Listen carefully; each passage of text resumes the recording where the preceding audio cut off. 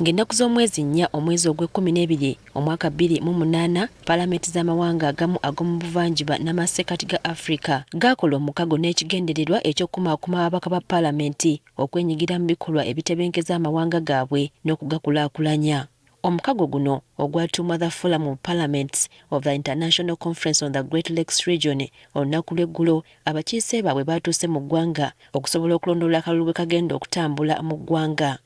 Bano bavudde mu nsi 12 ezikula omukago guno nga bakulembeddwamu omukubiriza w'Olukiiko luno Moses Frank Boyo. Olw'okuba bano bakulembeza nnyo enkula ya demokrasiya bazze kukakasa oba Uganda nayo omulamwa guno egutambulirako. ICGLAR protocol on democracy and good governance compels member states to commit to the promotion of the universal values and principles of democracy, good governance, human rights, and the right to development.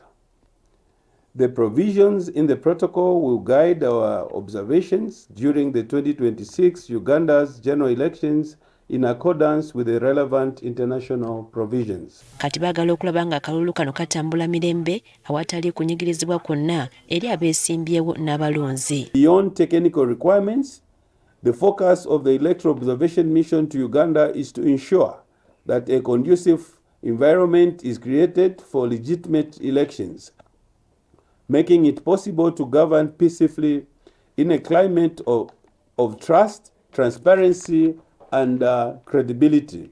Wadde guli gutyo agamba nti ogwabwe bagutandikako dda naddala nga beekenneenya ebigenda mu maaso mu kampeyini z'abeesimbyewo. In our quest to achieve an objective assessment of the electoral process, the Forum of Parliaments conducted a pre-election analysis report which assessed the state of preparations and preparedness of the country to hold the 2026 general elections. Atubulidde nga bwe beetegese ekimala okulaba nga bakola ogwabwe. As a mission, we fully commit and pledge to ensure that assessment and all the recommendations of the credibility, transparency, fairness, and the effective organization of the elections shall be based on the benchmarks provided in the Pact on Security, Stability, and Development in the Great Lakes region. Bano basuubira okukomekerezebwa omulimu gwabwe nga 17 omwezi guno nga basanguza ebyo ebivudde mu kulonda bye banaaba bazudde n'okulungamya kw'ebyo ebinaaba bitatambudde bulungi. Priska Namulema, Agafeeyo ku Spark TV.